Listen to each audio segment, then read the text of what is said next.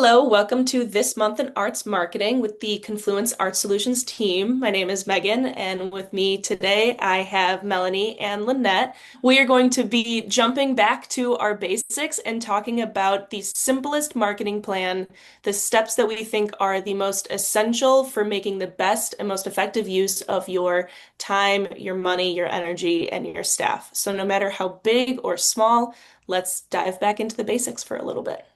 I think a simple marketing plan, what it means to me is that it is easy to execute, it reaches a larger audience, and it doesn't cost a whole lot of money. I feel like I would put it into two buckets, ways that you communicate with the audience you already have, and ways that you're trying to communicate with new audiences that you want to bring in. Talking to your existing audience, talking to a new audience, and doing it in a way that is, efficient and affordable.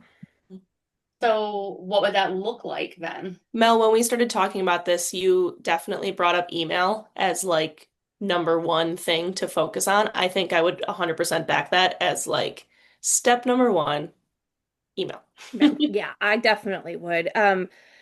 If you're not already, get a good email service. Some sort of something like a MailChimp or Constant Contact, Wordfly, something like that to help you schedule and design good looking emails. And it also works as a great customer relation management tool. So if you don't have any way of keeping a good list of who are your patrons, you can put that could be the start for you before you invest in any kind of a fancy database. It's controllable by you completely. The messaging is controllable. Who sees the messages is completely controllable. It is a worthy investment because those services they cost some money, but they're completely worth it about making your email look good. Designing an email that is an image or PDF that you insert into your Outlook email, that is not going to help you communicate with your audiences. You're going to get way filtered. Your stuff is going to end up just spammed, and then you're going to get blocked from trying to talk to everybody. So, yeah, an email service is great. And then, scheduling those, it once a month. Like if you don't have any kind of consistent schedule in sending out a marketing email message, try starting once a month. Eventually, you want to get to once a week. With a little smattering of some other just targeted messages to different groups, whether or not it's to donors, specific ticket buyers, subscribers or members, then you can do a little bit more nuance, but just try once a month. Once a month, talk about maybe something that just happened and two things that are coming up. So three things in an email, two things coming up, and one thing that maybe just happened that you want to celebrate. I just think it's super important to collect those email addresses. Just want to highlight what you said, because you own that information. You're not depending on an algorithm to show your social media posts, and you're not paying other than for the mail system. What about you, Megan, being that you're our social media person, what do you think? Email, I would still 100% prioritize as the first thing that you should put your energy and maybe some money into. Before advertising digitally, I would then say focus on organic posts.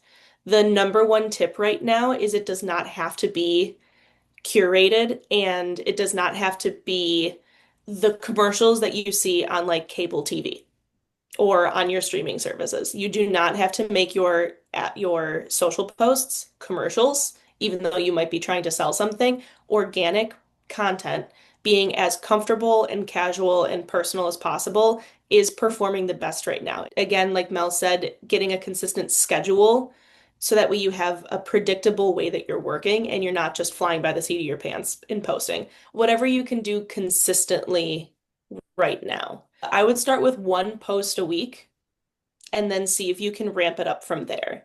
If you can't ramp it up from there consistently, post more consistently the week leading up to an event or an opening or something that you want your audiences to look forward to and know about. It's as simple as while you are working or while art is being made or your product is being made or any of those things, just whipping out your phone and taking a video or taking a couple pictures of the day-to-day operations of what's happening. Or if you have an event going on, capturing a little bit of that event and then being able to share it. Capture what's already happening and use that to your advantage. You want it to feel like the other stuff you're seeing.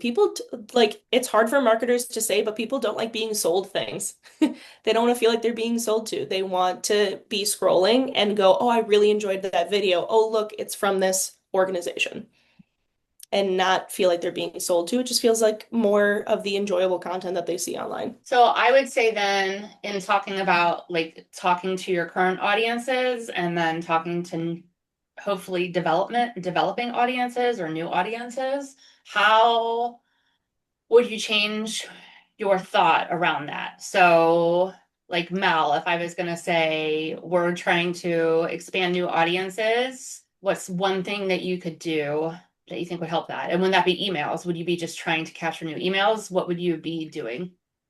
I would. I would just try to every time you have an opportunity to get an email address, get an email address. So when you're at a tabling event, we're kind of getting that time of year. We just got past kind of some festivals, but there are some fall festivals coming up, whether it's for the arts or it can even be for fundraising as well. Put a sign up out there for email addresses. People who are interested in you, they'll sign up because they want to know more about you. It's about learning more about you before they become more engaged with you. And by more engaged, I mean buying that ticket or making that donation, wherever you are, ask for an email address. So you got to do is ask. All you got to do is ask. And you can even do a little campaign on tying in your social media. Have one of those kind of fun, not curated posts, and have a small call to action on it, like learn more about us with that link going to the page on your website where you sign up to get the newsletter. So don't make people hunt for it. Send them to where you want them to take an action. And this action is to sign up for your email list. How about you, Megan? You have any ideas? Easy, cheap? It would, the next step would be advertising. When it comes to cheap, and that means different things to different budgets, the best one I would recommend would be Meta because you get to make the budget what you have. At digital advertising on places like Spotify have minimum spends that might not work for every budget. Advertising on Google can take a little bit more time to set up and can cost a little bit more to break through the noise to reach those new audiences. On platforms like Meta, breaking through to those audiences is just a little bit more affordable, and you can set your daily budget or your campaign budget to be anything that you can afford. We like to say that the minimum to see results is $9 a day, but that's also not a hard set minimum rule. Whatever you can afford is worth reaching beyond your immediate followers. And again, that is now a ad campaign. Does not have to be different content. You do not have to create a commercial for it. Take what organic content is performing well and just let more people see it. Yeah, that would be my suggestion is when you're thinking through content, how can you use it in more ways than one? So you're not just creating it for social media, you're creating it for a regular social media organic post, you're creating it for an ad campaign, and it also goes into your newsletter or your monthly e-blast that Mel was talking about earlier. How can you use something more than once? So you're not recreating the wheel every time. Or on your website or your landing page. And your website and the landing page. Yeah. I would say my only other thing that I would probably add without going too far into the weeds, if you're doing an event or you're selling a show or anything of that nature, make sure you're actually talking to your audience and not just talking about yourself.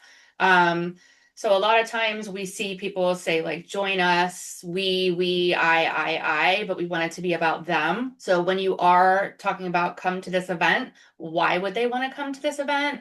And it's not because you want them to, it's because of something that is in it for them. So when you're thinking through the language to use as you're crafting all of that, that would be my like strategy look at how to communicate with both existing and new audiences. Gain control of all of your messaging. Yeah, that's a big one. Maybe the entry point to that is making sure that you're talking to everybody in the organization Mhm. about upcoming events that they have. And like, even if it's just creating one master calendar that has every major event and from event, I mean everything from fundraising to an actual performance or whatever in one single location. I think that is the key, is having a single location where you can go see what's going on. Everybody knows they're putting that in, whether it's through, Google Calendar or a Teams calendar, or even an Excel spreadsheet that is shared, a Google sheet that is shared with everybody. It's communication and it's planning, which is what are the soapboxes that we are always, always on. Yeah. It's communication and planning. I feel like if we're keeping it simple, then that's kind of where it needs to stay. It's like that's where we are, step one. I kind of think so too. Step one. Yeah. It takes time. It It does. takes time. It's not immediate. But again, start simple. Once a month, I have a newsletter, email, don't print. Once a week, we try to post. And all of that, none of that really costs a whole lot of money. It's just time. Thank you for watching. And make sure to join us at the end of the month where Megan is going to be hosting a lunch and learn. It's just a nice, quick 30-minute session about mapping a campaign. So it's going to be very informative at the end of the month. Uh, Go to our website and you can get signed up for that. And also on our website, sign up for our newsletter. Yeah.